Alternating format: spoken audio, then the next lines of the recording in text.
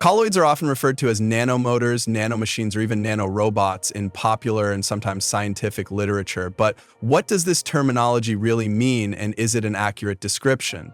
At the heart of this discussion is the observation that certain colloidal particles, when engineered under specific conditions, can exhibit autonomous motion or perform tasks that seem reminiscent of machines. For instance, some self-propelled colloidal particles can convert chemical energy into motion, much like a tiny engine at work in a fluid medium. However, it's important to ask, does this mean that every colloid is essentially a nanorobot? One reason for this labeling is the ability of some colloidal systems to demonstrate controlled movement. Researchers have developed colloidal particles that move in response to stimuli, such as light, chemical gradients, or magnetic fields, and even interact with their environment. An example of this is the use of catalytic particles that, when placed in a solution containing hydrogen peroxide, generate oxygen bubbles that propel them forward.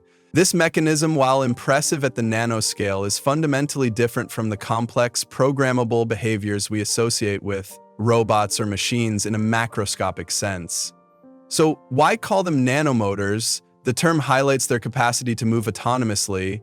However, it can be misleading if interpreted as implying a level of control or functionality that these systems do not possess.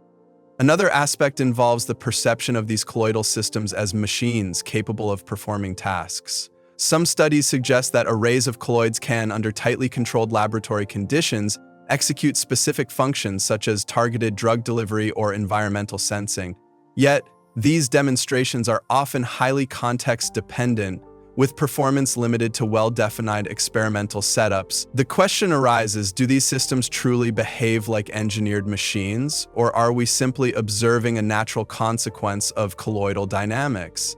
Many scientists argue that while the behavior of these particles is fascinating and useful, the term nanorobot can overstate their capabilities and blur the distinction between engineered, programmable devices and self-organizing physical phenomena.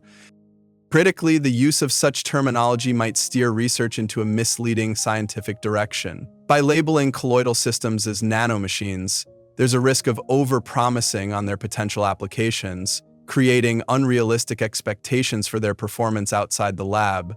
It also may detract attention from the fundamental physical principles, like diffusion, Brownian motion, and chemical kinetics, that govern their behavior. For example, rather than thinking of these particles as intelligent machines, understanding them as complex dynamic systems could lead to more grounded innovations in fields like targeted therapy or microscale chemical reactors.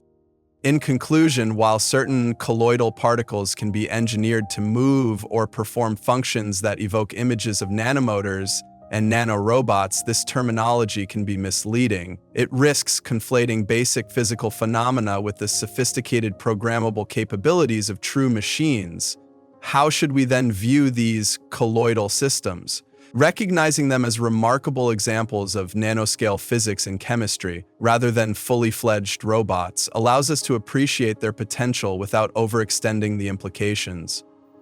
By critically evaluating these labels, researchers can better focus on understanding and harnessing the true underlying mechanisms, paving the way for realistic applications in nanotechnology and medicine. A true nanomachine is a miniaturized system with controlled mechanical movement, capable of performing specific functions at the nanoscale.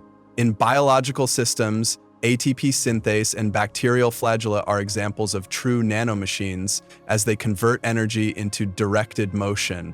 Engineered nanomachines require precisely designed molecular components, external control, and energy input, making them more complex than simple moving particles. In contrast, colloidal particles move due to passive external forces, not an integrated controlled mechanism. A DNA-based molecular machine that selectively binds to molecules and changes conformation is a true nanomachine. It's like comparing a programmed robotic arm to a floating balloon moved by the wind. Colloidal nanomotors move due to asymmetric surface chemistry, chemical gradients, or external fields rather than internal mechanisms. Self-diffusophoresis, thermophoresis, and electrophoresis are the main forces driving colloidal motion, all of which rely on external energy. Unlike actual motors, which convert fuel into controlled kinetic energy, these particles move in random or externally directed trajectory. Their motion lacks programmability, feedback loops, or decision-making, making them fundamentally different from robotic systems. Platinum-coated Janus particles move in hydrogen peroxide solutions due to localized oxygen bubble formation. It's like a boat drifting with ocean currents rather than having an engine-driven propeller.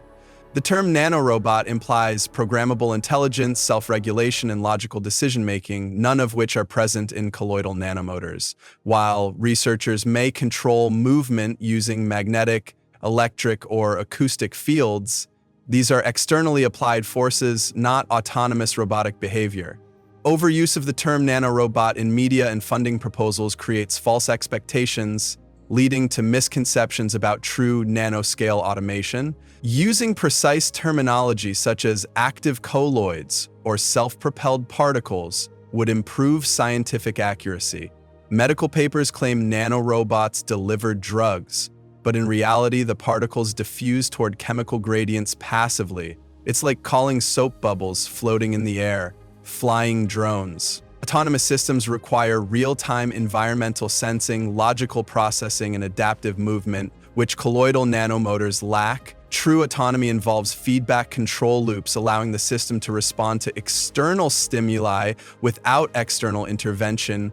Colloidal particles, however, rely on predefined chemical interactions or applied external forces, making their motion predictable but not self-directed. Without integration of biological sensing elements or AI-driven control, these systems remain passive or semi-guided at best. A bacterium can adjust its swimming direction based on chemical gradients, whereas a colloidal particle simply drifts in the medium. It's like comparing a self-driving car to a rolling rock that moves downhill. Many colloidal nanomotors only move in controlled ways when subjected to external, magnetic, electric, or acoustic fields. While these fields provide directional guidance, they do not make the particles autonomous or intelligent. This external dependence is unlike biological nanomachines, which use ATP hydrolysis, ion gradients, or protein interactions for movement. Without external inputs, most colloidal systems lack sustained directed motion, contradicting the claim of being self-permitted robots. Iron-based nanoparticles move in a controlled direction only when exposed to an external magnetic field. It's like steering a paper boat using a water hose instead of giving it a built-in motor. True nanomachines must convert energy into mechanical work through an integrated power source, like how ATP synthase converts chemical gradients into rotational motion. Colloidal nanomotors, however, rely on passive energy transfer mechanisms like surface-catalyzed reactions or light-induced thermal effects. They lack an internal power system, meaning their motion stops once the external stimulus disappears. Without internalized energy storage or conversion, they cannot be classified as motors in the true sense. Light-activated colloidal particles stop moving immediately when the light source is turned off. It's like a solar-powered toy car that stops moving when placed in the shade. Colloidal nanomotors are sometimes claimed to actively deliver drugs, but in reality, they lack targeted decision-making or controlled release mechanisms. Their movement follows passive diffusion, chemical gradients, or magnetic guidance, which does not guarantee precise delivery. Unlike engineered drug carriers, which have programmable release profiles, these particles simply move and release their contents randomly. While promising for certain applications, they do not qualify as programmable drug carriers. A gold nanoparticle loaded with a drug will release it once its coating dissolves, not based on cellular feedback. It's like releasing seeds into the wind instead of planting them precisely in a garden. To transition from passive colloids to true nanorobots, scientists must integrate autonomous sensing, logical processing, and energy self-sufficiency. Advances in DNA computing, enzyme-powered systems, and biohybrid designs could enable future nanomachines to react to stimuli in real time. Challenges include scaling down computational control, ensuring biocompatibility, and achieving continuous energy generation at the nanoscale.